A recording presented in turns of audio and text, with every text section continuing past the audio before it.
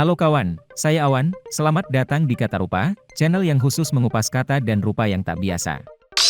Baru saja beberapa hari rehat dari kasus Sambo dan PC yang sangat melelahkan dan menguras emosi, publik kembali disuguhkan pertunjukan kekuasaan keluarga pejabat yang digaji dari keringat dan air mata rakyat. Awal mulanya kasus bisa dibilang mirip dengan pasangan Sambo PC.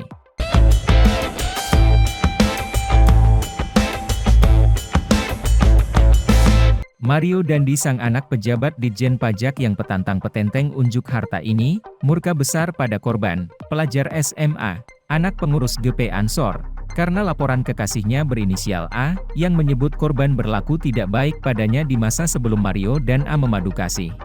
Diberitakan juga di berbagai media massa, A adalah mantan kekasih korban. Mario satu ini sama-sama supernya dengan Super Mario karakter game legendaris. Bedanya Mario karakter game, super menghibur. Sementara Mario made in pejabat Ditjen Pajak ini, super takabur. Mungkin ia merasa sang ayah adalah rajanya rakyat, bukan hambanya rakyat, hingga ia sebagai anaknya raja, sang pangeran, punya hak unjuk harta dan menindas rakyat sesuka hati.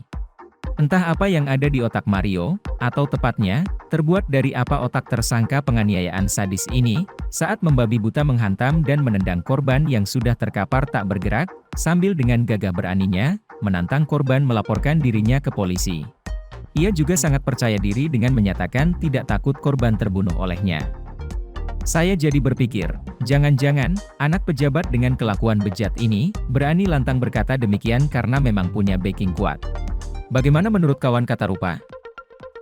Namun sekuat apapun backingnya, jika benar ada, masih belum sanggup mengalahkan people power, dalam hal ini netizen power.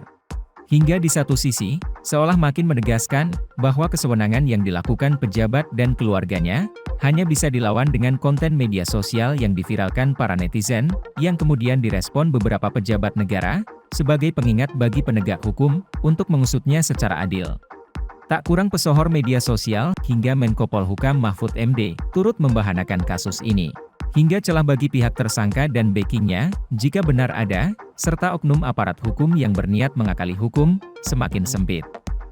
Saya pun kembali terpikir, apa yang terjadi dengan para korban kekejian keluarga pejabat, yang tidak terpantau netizen power, dan tidak terkomentari para pesohor media sosial serta pejabat tinggi negara? Haruskah penegakan dan keadilan hukum di negeri ini bisa dicapai jika terlebih dahulu viral di media sosial?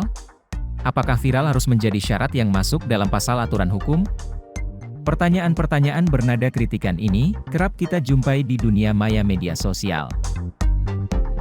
Kembali ke tersangka Mario, dari ekspresinya saat dipajang mengenakan baju oranye, terlihat konsisten dengan ucapan lantangnya, yang tidak takut dipolisikan saat menganiaya dengan brutal korbannya. Mario tidak terlihat menunduk, dan tidak terlihat raut muka menyesal. Ia berani menatap ke depan, sikap yang sungguh berbeda dengan kebanyakan tersangka kejahatan, yang umumnya menunduk malu. Seperti S, teman Mario yang juga ditetapkan sebagai tersangka, terus menunduk saat dipajang polisi di depan awak media. Netizen pun banyak yang berkomentar kesal hingga marah, dengan ekspresi anak pejabat Ditjen Pajak, yang baru saja dipecat Menteri Keuangan Sri Mulyani ini dari jabatannya. Netizen pun berharap, kasus ini tidak berhenti bergulir hanya sampai kebiadaban sang tukang unjuk harta di medsos ini. Netizen dan pegiat media sosial, mendesak pemerintah mengusut harta buncit sang mantan pejabat Ditjen Pajak, ayah Mario, dan juga para pejabat pajak lainnya. Bagi netizen dan publik pada umumnya, gaya hidup mewah pejabat pajak sudah menjadi rahasia umum dari sejak lama.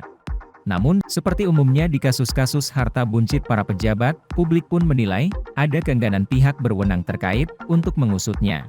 Seperti Rafael, ayah Mario ini, laporan harta kekayaan pejabat negara miliknya, terindikasi oleh PPATK tidak wajar. Laporan tentang yang bersangkutan, di PPATK itu sudah dikirimkan oleh PPATK sejak tahun 2012. Tentang transaksi keuangannya yang agak aneh. Tetapi oleh KPK belum ditindaklanjuti.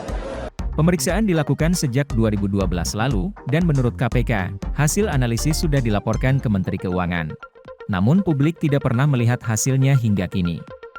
Walhasil, pameran harta kekayaan para pejabat publik yang digaji dari keringat dan air mata rakyat pun, terus saja berlangsung. Bagaimana menurut pendapat kawan Kata Rupa? Setujukah jika dibilang kejahatan oknum pejabat publik dan keluarganya hanya bisa dilawan dengan the power of netizens? Apapun pendapatmu, pastinya sangat berharga buat pembelajaran kita bersama. Silakan sampaikan di kolom komentar. Saya Awan, terima kasih sudah menyimak, dan temukan konten-konten menarik lainnya hanya di Kata Rupa. Mengupas kata dan rupa yang tak biasa.